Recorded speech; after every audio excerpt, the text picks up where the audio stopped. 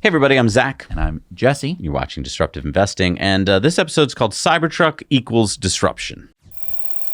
The disruptive force to our economy, society, technology, human life as we know it, that's about to be unleashed by Tesla with the Cybertruck is not unheard of in human history, but it is rare.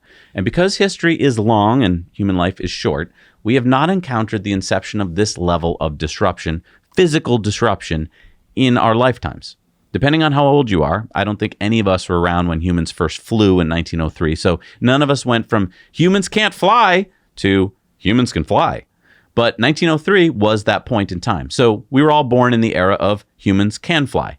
That one sentence influences almost every decision in our society, economy, and culture. You know that flying is an option, not only for your family's next vacation, but for decisions of war made by countries, for decisions made by a company deciding on how to move their goods, for decisions you make on how to get that part you need for your business to keep running. I start with the airplane because it's so physical, it's so tangible. You climb aboard an airplane and you take off into the sky. But before the airplane, we had another disruption, electricity. I know. We've had lightning bolts hitting Earth since, practically the beginning of Earth. But I'm talking about this, being able to use electricity to do something useful. So starting in the 1870s, humans began to have usable electricity to light light bulbs and to turn motors. By 1945, 85% of American homes were hooked up to the grid. So again, most of us were born with this fact. Humans can use electricity. It's a pretty awesome sentence. It again affects pretty much every economic, cultural decision any of us make. We know that using electricity is an option in solving a problem, making a product, how to entertain ourselves, etc. I would posit that it's pretty hard not to use electricity or the fruits of electricity in any given day on this planet. Even if you're going to say, well, I'll just read a book out in the woods using an oil lantern. Okay, right, but how was the book made? How were your sneakers made? Planes and electricity. I could repeat this for the early 20th century when humans went from, I'll get there by walking or riding a horse, to, I'll hop in an automobile. I could repeat this for, I better eat this food I just cooked or else it will rot, to, I'll toss this in the fridge and I'll eat it in a couple days. I could repeat this for, I'll write a letter to my friend and then wait weeks to get a response, to, I'll call my friend on the telephone. Repeat for computers, repeat for the internet, repeat for the transistor, for digital cameras, for cell phones. And I know you may be thinking right now, wow, there's so many disruptive technologies.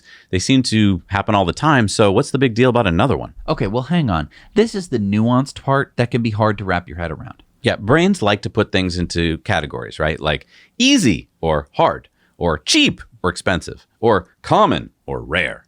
Truly disruptive technologies used to only come about every few thousand years.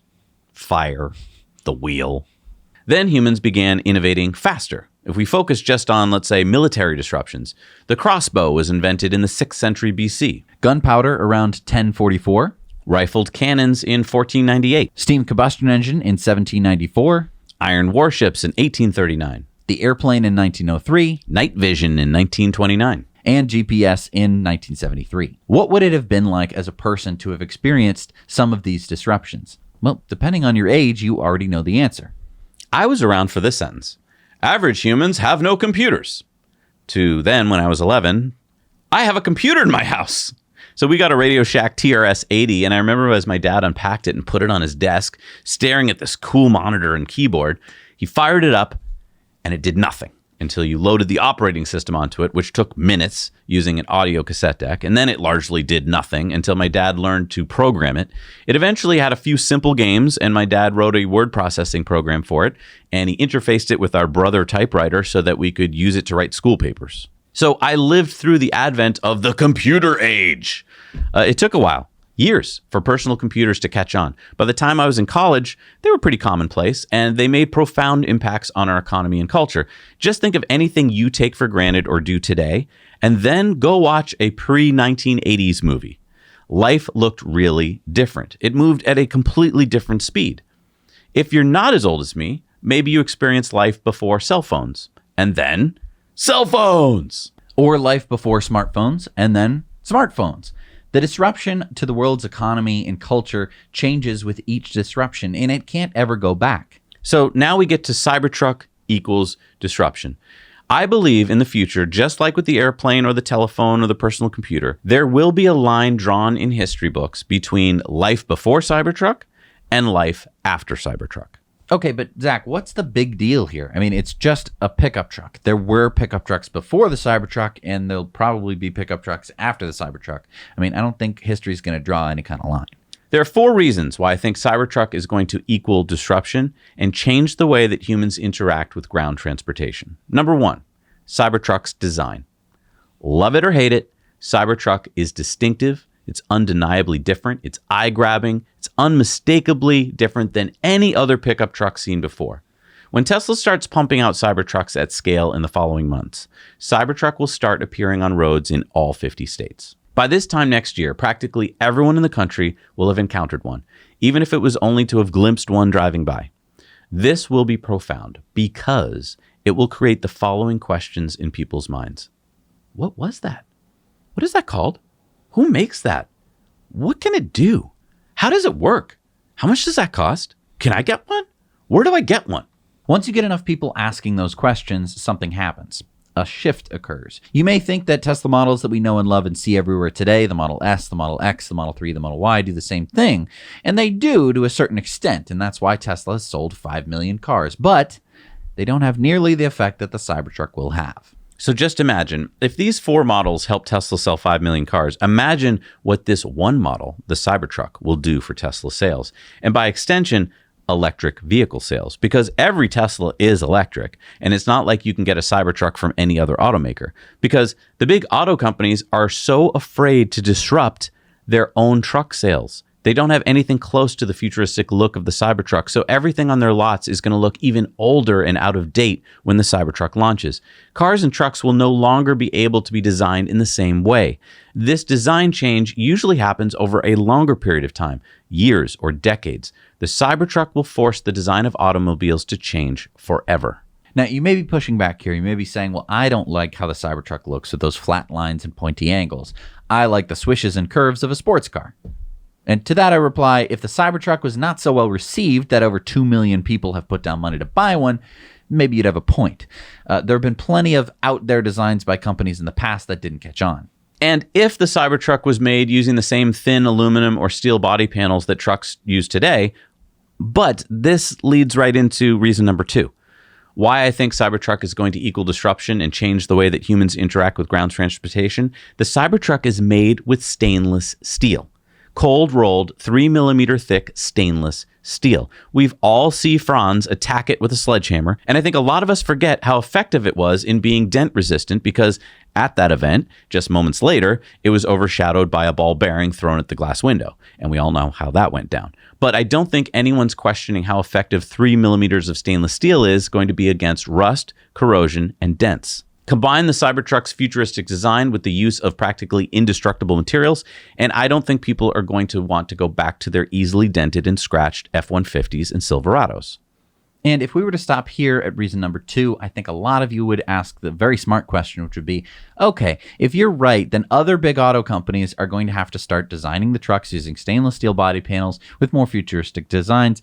Big whoop, they've gone with the design flow before and they'll do it again. And you could be right if we stopped at reason number 2, because so far we've just introduced design and a change of material.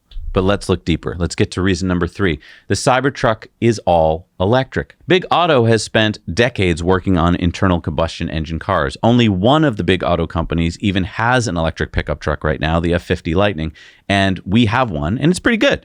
300 miles of range, great torque, really comfortable. It has 110 and 220 volt outlets on board for powering a work site. We've done a bunch of videos on how cool it is. But Ford is losing money on every electric vehicle they make. It is not a sustainable business for them. They are able to stay in business because of the ICE cars they sell. If tomorrow they had to switch to 100% electric, they'd go under. Ford just updated their guidance for 2023, and they now expect to lose $4.5 billion for their Model E division.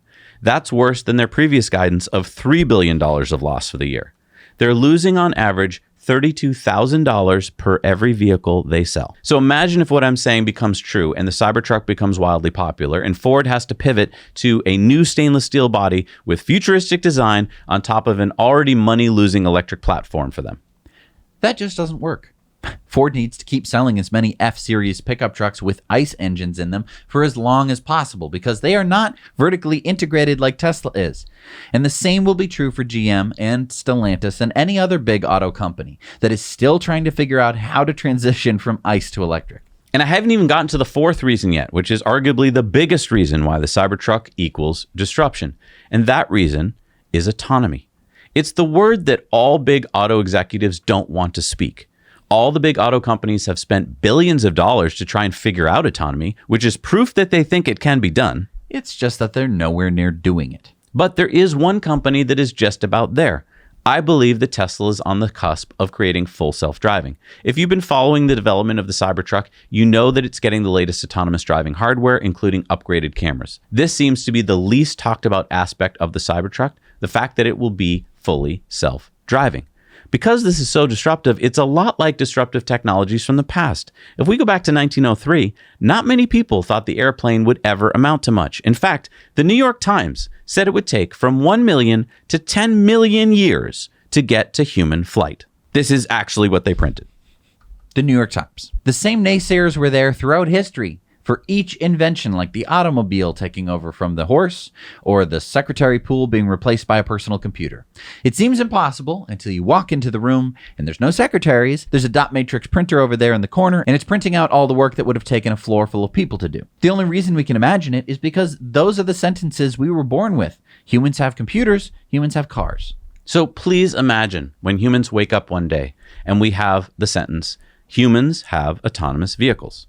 I believe that sentence is likely only a few months away. And if I'm right, then Cybertruck will be the only pickup truck that can drive itself. And that's not something that Ford or GM or Stellantis can just update in next year's model. That is a disruption that Tesla's competitors will not be able to recover from. But Zach, I mean, even if you're right that Cybertrucks will have full self-driving, government regulators aren't going to allow trucks to just start driving themselves around on public roads. I mean, you're crazy. You know, in our home state of Massachusetts, there's a startup company that, as we speak, is building a fusion reactor, just a few towns away. When the company went to get the permits it needed to start building it, they realized that their technology was so advanced, there is no government body that would even permit them. Fusion plants are not the same as nuclear reactors, so they couldn't get permission from the Nuclear Regulatory Commission. This is a case where technology is moving faster than the government. But like I said, they're actually working on it right now because basically they had to explain to the government what it was they were doing, how safe it was, and then the state of Massachusetts was able to inspect and permit them.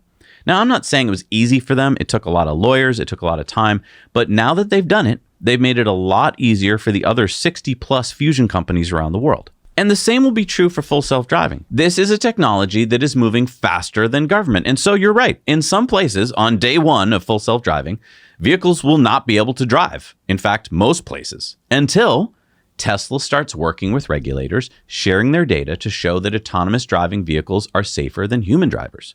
Tesla's already gathering that data and has already shown that full self-driving is safer than a human driver, and that's with older versions of the software that wasn't nearly as good as the latest versions. Once Tesla can demonstrate that an autonomous vehicle is safer than a human-driven vehicle, regulators will have no choice but to allow them.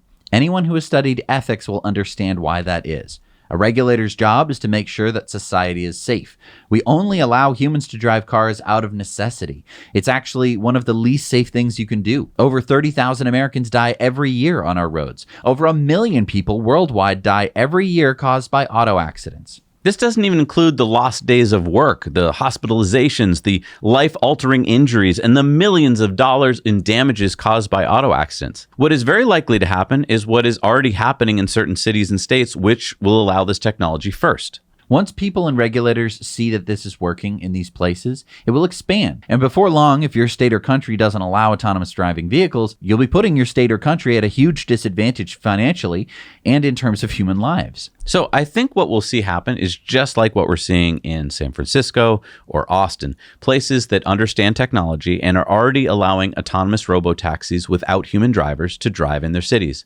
Robo-taxis like cruise automation taxis with their LiDAR on the top are nowhere near as advanced as Tesla Cybertrucks will be. And so as soon as Cybertrucks drive autonomously in places like San Francisco and Austin, we'll quickly see other cities adopting regulations to allow them into their cities as well. And my guess is that within 3 years of that, autonomous vehicles will be allowed on every road in America. Autonomous cars are the disruption that's happening in front of everyone's eyes every day, and no one sees it. It's got to be a lot like what happened when airplanes first started appearing. The general public must have thought that it was some kind of club for weirdos. It's the same club for weirdos that my dad belonged to when personal computers came out. What good are these things? They're never going to be more than boxes of plastic that sit on your desk and make bloop bloop sounds. How wrong they were. And why were they wrong? Did these people study physics and knew that these inventions broke the laws of physics? Or was it because they were ignorant and they didn't want to question their beliefs that people can't fly and horses will always carry humans around town? Humans will always drive cars with steering wheels. Computers could never do that as good as a human. I mean, think about how stupid that sentence is going to sound in a few years. If you stuck around for this long into the video, good for you. We're talking about two concepts here, disruption and investing. We just talked a lot about the first one, the disruption part, and that's honestly the hardest part. If you get that part, then what you have to do next is pretty damn obvious, isn't it? You have to invest in the companies that are doing the disruption. Disclaimer, we're not financial advisors. I wouldn't take anything that we've said today as financial advice without doing your own homework and research and realizing that investment involves risk.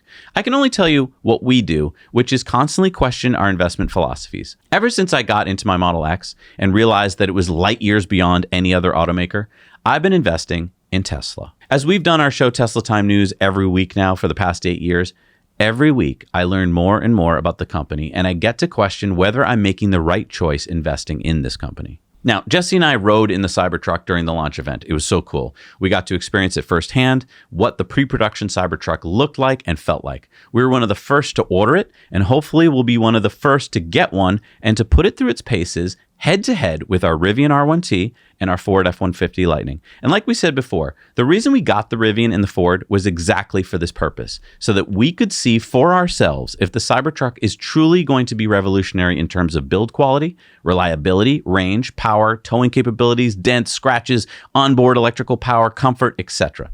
We hope you'll follow us on our journey by hitting that subscribe button, and we'd really appreciate it if you like our content, so hit the like button too. Also, consider supporting us on Patreon at patreon.com/nowyouknow, where we have a lot of cool perks, including our Now You Know Investor Club, with bonus stories every week and exclusive live streams with founders and CEOs of disruptive companies. Thank you so much for watching. We'll see you on next week on Disruptive Investing.